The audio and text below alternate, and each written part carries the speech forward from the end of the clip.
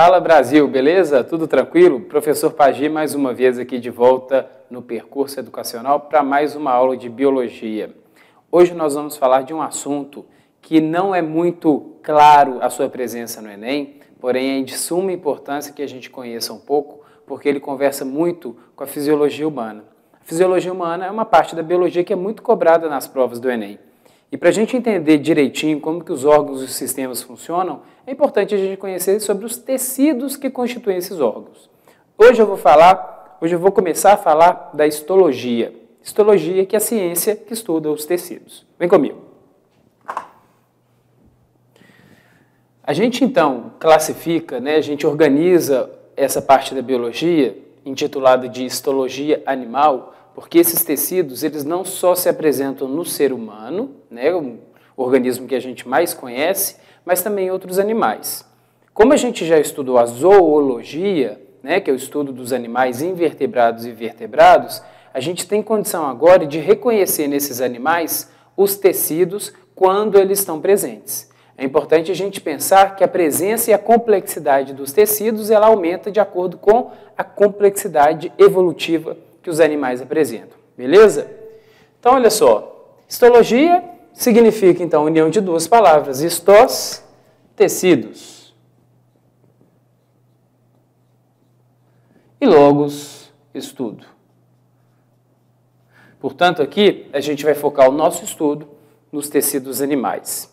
Existe uma parte na botânica que é conhecida como histologia vegetal. Você pode procurar na nossa biblioteca, já tem aula sobre isso lá, o estudo dos tecidos de plantas. Aqui a gente vai estudar os tecidos animais, dando foco, é lógico, nos tecidos humanos, fazendo alusão e referências a órgãos e tecidos humanos, mas, portanto, a gente pode pegar esse raciocínio e aplicar também em outros organismos, em animais vertebrados e animais invertebrados. Beleza?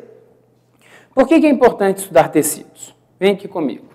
Quando a gente fala da organização dos seres vivos, dos animais de uma forma geral, a gente tem essa crescente, a gente tem essa lógica. Os organismos são formados por células. Se esses organismos são pluricelulares, esses conjuntos de células podem se organizar em unidades funcionais conhecidas como os tecidos. O que os tecidos são? São agrupamentos de células diferentes, mas que juntas trabalham uma determinada função. Esses tecidos, quando agrupados, formam diferentes órgãos. E esses órgãos, combinados com outros órgãos, que por sua vez também são formados por tecidos, constroem sistemas. E vários sistemas, então, dão origem a um corpo, a um indivíduo, a um organismo. Beleza? Como exemplo aqui de tecidos, a gente pode falar, por exemplo, o tecido muscular, o tecido que constitui a musculatura do nosso corpo. Um órgão, por exemplo, formado por tecido muscular é o coração. O coração é essencialmente um órgão de constituição muscular. E de qual sistema o coração faz parte? Em que sistema orgânico ele está alocado? No sistema cardiovascular ou no sistema circulatório. Portanto, a gente consegue perceber, então, essa crescente. O tecido muscular encontrado no coração, o coração faz parte do sistema circulatório ou do sistema cardiovascular. Esse sistema cardiovascular é um dos sistemas que constitui o nosso organismo. Nós temos sistema cardiovascular, nós temos sistema respiratório, sistema excretor e por aí vai. Beleza? Muito bem. Hoje essa aula é uma aula que vai introduzir a ideia dos tecidos, falando um pouquinho sobre a sua organização geral, a sua classificação básica e para a gente lembrar também da origem, de onde esses tecidos vieram. É importante nós reconhecermos de onde esses tecidos vieram e por que eles, então, constituem no animal adulto um sistema mais complexo. Beleza? Vem agora para a segunda parte. Nós temos aqui, a biologia, ela divide os tecidos em 4 grandes grupos. 4 grandes grupos, que significa a divisão maior dos tecidos animais. Beleza? Nós temos tecidos epiteliais, tecidos musculares, tecido nervoso e os tecidos conjuntivos. Basicamente, os tecidos epiteliais, eles podem ser definidos como tecidos que funcionam como elementos de revestimento. Então, vamos pensar aqui, ó. Tecidos epiteliais são tecidos que são usados para revestimento.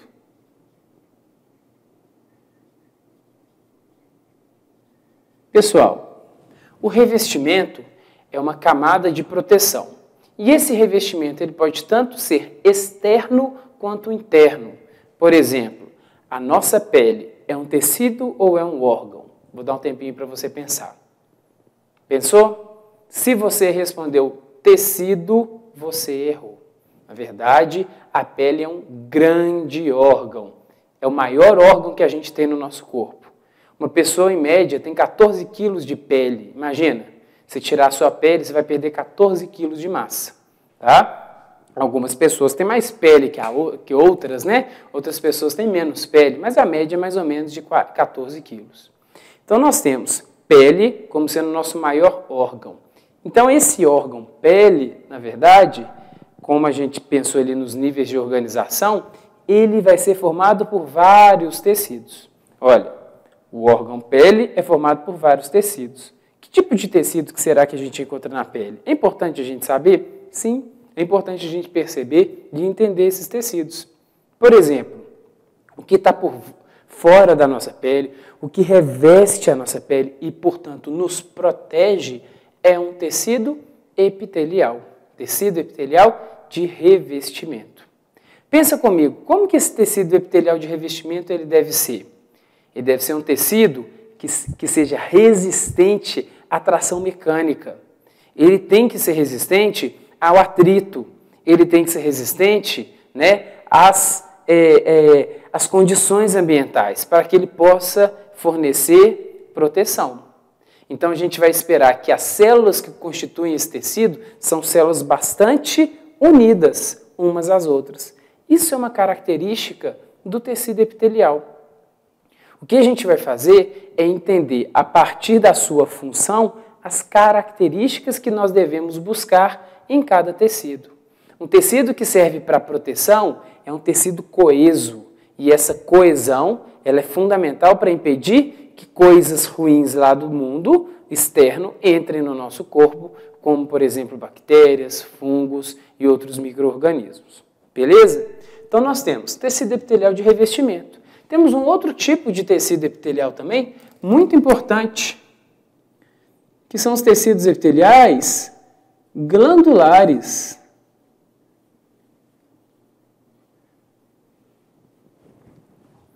Quando a gente fala em glândula, a glândula nada mais é do que uma parte do seu corpo que produz uma secreção. Primeiro, cuidado para não confundir secreção com excreção. Secreção é alguma coisa que uma célula sua produz e manda para fora dela. Como, por exemplo, um hormônio é uma secreção, ok? Então, se uma célula sua produz uma secreção e lança essa secreção diretamente no sangue, e essa secreção vai viajar pelo sangue até um determinado órgão, provocando a mudança no comportamento desse órgão, fazendo ele produzir mais ou menos determinada substância, fazendo ele modificar o que ele estava fazendo, a gente chama essa secreção, então, de hormônio. Se essa secreção ela é lançada na superfície do seu corpo ou em uma cavidade do seu corpo, essa secreção pode variar de nome. Por exemplo, dentro da nossa boca, a gente lança, a partir de uma glândula chamada glândula salivar, uma secreção conhecida como saliva. Beleza? Quando a gente está triste ou quando cai alguma coisa no nosso olho, né, o nosso olho fica irritado, a gente produz lágrima. O que é a lágrima? É uma secreção também, produzida pelas glândulas lacrimais. Se eu faço uma atividade física intensa, se eu corro, se eu faço algum esforço, eu vou ficar com o corpo quente, eu vou ficar com calor, e um mecanismo que o meu corpo tem para poder resfriar a temperatura, para voltar aos valores, né, aceitáveis da nossa temperatura, que varia aí em torno de 36,5 graus a 37 graus, a gente produz o suor. O suor, então, que é uma secreção liberada pelas nossas glândulas sudoríparas. As glândulas, portanto, sendo elas produtoras de hormônio ou produtoras de secreções exócrinas, esse é o nome que a gente dá, também fazem parte do tecido epitelial. Beleza? Nas próximas aulas, a gente vai entrar em cada grupo de tecidos e nós vamos falar com detalhes as características que a gente espera em cada tecido. Segundo tipo de tecido, tecido muscular. Os tecidos musculares, eles são marcados pela capacidade de contração e relaxamento, ou seja, é uma célula capaz de encurtar o seu tamanho sem diminuir o seu volume. Isso é muito importante. Ela não perde volume, ela fica mais gordinha. E ela é capaz de esticar sem ganhar volume também. Então ela vai ficar mais magrelinha.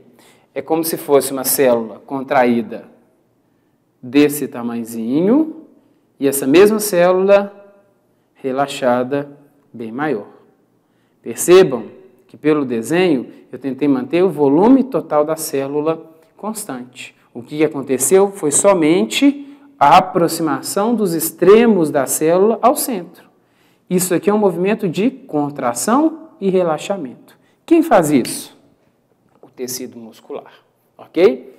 A gente tem, então, dentro do tecido muscular, 3 grupos de tecido muscular. Deixa eu apagar isso aqui rapidinho.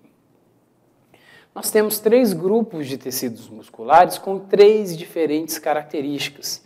Por exemplo, quando você sai de um quarto escuro e entra num ambiente claro, às vezes quando você acordou, que está lá com a persiana toda fechada, abre a porta, aquela claridade toda, você vai sentir um desconforto no olho, não vai? Mas esse desconforto, no instantinho, ele passa. Por quê? Esse desconforto é causado pelo excesso de luz que entra no seu olho, porque o seu olho está com a pupila bastante dilatada. A pupila bastante dilatada é uma adaptação da sua visão no escuro para entrar mais luz e você conseguir enxergar naquele quarto escuro. Quando você sai de repente para o quarto claro ou para o ambiente mais claro, a sua pupila ainda não se adaptou às novas condições de iluminação e, portanto, você sente aquele desconforto. No instantinho, a sua vista se acostuma e está tudo certo. Quem faz o controle da abertura e do fechamento da íris, né, que acaba abrindo e fechando a pupila, é uma musculatura. E pensa comigo, você é capaz de enviar uma mensagem comandando essa musculatura abrir ou fechar, fazendo com que a sua pupila aumente ou diminua? Pensa aí comigo. É óbvio que não.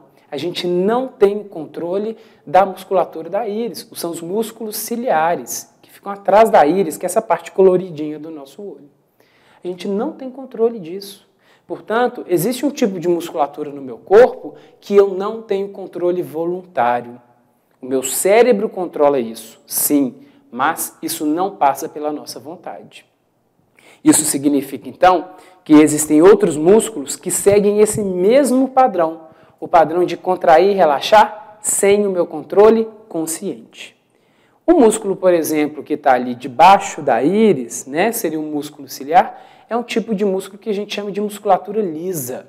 Essa musculatura lisa, ela é assim chamada por características da célula muscular que a gente vai discutir na aula a seguir. Beleza? Existe outro grupo de musculatura que a gente chama de musculatura estriada. Também esse nome é devido ao fato de haver pequenas faixas escuras e claras na célula do músculo. Vou detalhar mais essa informação na próxima aula. E dessa musculatura estriada, a gente tem a musculatura responsável pelos nossos movimentos voluntários, que formam, então, nosso sistema muscular esquelético. São os músculos que estão diretamente ligados ao esqueleto, produzindo movimento e garantindo a nossa sustentação. E nós temos também um músculo muito especial que está aqui dentro da caixa torácica, no coração. Você já parou para pensar que o coração é uma estrutura muscular que não para de trabalhar desde o momento que ela foi formada até o momento que a pessoa morre? O coração não tem opção de parar e descansar.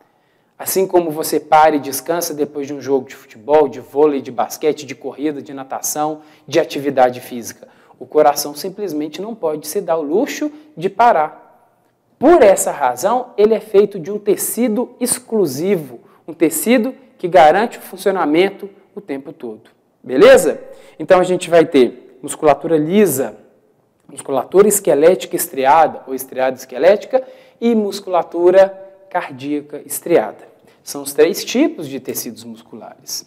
Olha, tecido muscular liso, tecido muscular estriado esquelético. Estou colocando em abreviações assim, porque a gente vai trabalhar isso depois. Hoje é uma aula de introdução, ok? As ideias iniciais são lançadas hoje. E a gente tem também a musculatura estriada cardíaca.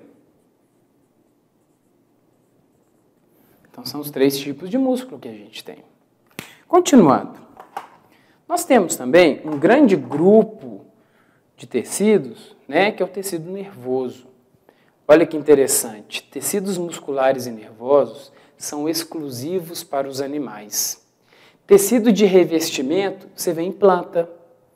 Tem tecido de revestimento em planta. A epiderme é um tecido de revestimento, a periderme é um tecido de revestimento da planta, é um tecido de revestimento secundário, né? A gente tem tecido de preenchimento, tanto no nosso corpo quanto no corpo da planta, que são os tecidos conjuntivos. Mas tecido muscular com capacidade de contração e tecido nervoso com a capacidade de transmissão de impulsos nervosos, isso é exclusivo para o reino animal. É uma coisa que só surgiu porque as nossas células não têm parede celular e porque nós somos organismos pluricelulares. A partir do momento que 2 células estão muito próximas, sem a presença da parede celular no meio, elas conversam com mais intensidade. E é isso que basicamente constitui ou caracteriza o que o tecido nervoso faz. O tecido nervoso é um tecido em cujas células há uma transmissão dinâmica, rápida de informação. Essa informação ela é passada a partir de inversão da polaridade da membrana, de liberação de neurotransmissores, esses neurotransmissores que a gente tanto ouve falar aí na televisão. Hoje em dia, né, a gente vê muita notícia, muita coisa na televisão, na internet, falando sobre serotonina, dopamina, falando sobre adrenalina, noradrenalina, acetilcolina. A gente vai entender melhor o que são essas coisas, né? Para a gente entender qual que é a ação dessas substâncias chamadas de substâncias neurotransmissoras. Então, o tecido nervoso, você vai perceber, é o único que está no singular, é um único tipo de tecido só. É um tecido que constitui o nosso sistema nervoso, os nossos órgãos do sistema nervoso, tanto o sistema nervoso central quanto o sistema nervoso periférico. Aulas de sistema nervoso central e periférico já estão na nossa biblioteca disponíveis, ó, há muito tempo você pode assistir. Beleza? Vamos falar agora desse último grupo aqui, ó, o grupo de tecidos conjuntivos. Isso aqui, gente, é uma gama enorme, né, de tecidos diferentes. Os tecidos conjuntivos podem ser pensados de duas formas. Tecidos de preenchimento. Muito do que a gente tem no nosso corpo, no nosso organismo, é formado por tecido conjuntivo. São tecidos conectivos que ligam outros tecidos entre si. Por exemplo, o que liga a musculatura ao osso, né? Aquela estrutura em forma de corda que faz com que o osso seja puxado pela contração de uma musculatura, que é o tendão, é um tecido, é formado por tecido conjuntivo. Aquilo que preenche o osso do lado de dentro, na parte oca, né, que na vaca, no boi, a gente chama de tutano, né? Tem gente que faz geleia com aquilo ali, né? Geleia de mocotó. E hoje, quando você vai no restaurante chique, que ele te faz um prato chamado ossobuco. O que é o ossobuco? É um pedaço de carne com osso no meio. O cara, na hora que ele cozinha aquele pedaço de carne, a gordura que estava ali dentro do osso, ela vai derretendo e ela vai incorporando o seu sabor na carne. E a carne fica muito mais gostosa. Né? A gente, instintivamente, a gente gosta de coisa gordurosa e com muito açúcar. Então, esses tecidos são tecidos conjuntivos. O próprio osso é um tipo especial de tecido conjuntivo. As cartilagens que formam aqui a nossa parte mole do nariz, o nosso pavilhão auditivo, a nossa orelha, o que está na nossa traqueia, o nosso tubo aqui que conduz o ar, cartilagem, isso tudo é tecido conjuntivo. Então, os tecidos conjuntivos, eles têm diversas funções, diversas características, e a gente vai trabalhar eles também de uma forma bem calma e bem tranquila para a gente entender as suas características e as suas respectivas funções. Beleza? Então, esses são os grandes grupos de tecidos. Vou colocar aqui alguns exemplos de tecidos conjuntivos, tá? Os tecidos conjuntivos próprios. São tecidos conjuntivos que essencialmente conectam órgãos, preenchem espaços. Por exemplo, debaixo do tecido epitelial da nossa pele, tem tecido conjuntivo próprio. É o que a gente chama de derme. Abaixo da derme tem a hipoderme, que já é tecido gorduroso, tecido adiposo. A gente tem os tecidos diferenciados, como, por exemplo, o tecido ósseo. Vou colocar só alguns exemplos, tá? Tecido ósseo. A gente tem o tecido cartilaginoso. A gente tem tecido adiposo. A gente vai ver a importância dos tecidos adiposos. São 2 tipos de tecidos adiposos, ok? A gente tem o tecido que fabrica as células do sangue. Olha, hematocitopoiético. Que nome engraçado. Olha aqui, Brasil, explico para vocês. O que significa hemato? Sangue. Sangue. O que é cito? Você sabe, célula.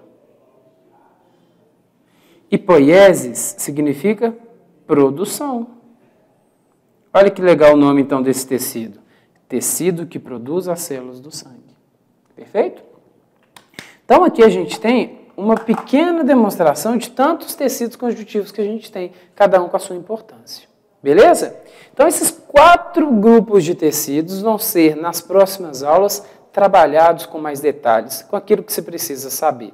Sempre fazendo uma conexão com a fisiologia humana, com o funcionamento geral do nosso corpo. Para finalizar, a gente vai comentar rapidinho aqui a origem desses tecidos. Ora, no processo de desenvolvimento embrionário, como vocês já trabalharam aí na embriologia, os tecidos eles vêm de algum lugar. E eles vêm de uma fase do embrião que a gente tem, que a gente passa, que muitos animais passam, que é a gástrula. A gástrula é a fase embrionária onde a gente já encontra o tubo digestório primitivo e os folhetos embrionários. Folhetos embrionários são nada mais, nada menos do que camadas de células que darão origem aos tecidos permanentes. Então a gente vai ter, dependendo do animal, se a gente estiver levando em consideração o nosso grupo, o nosso filo, que é o filo dos cordados, a gente vai ter 3 folhetos embrionários. Entre os animais é possível ter 2 ou 3. Se tiver 2, é o folheto de fora e o folheto de dentro.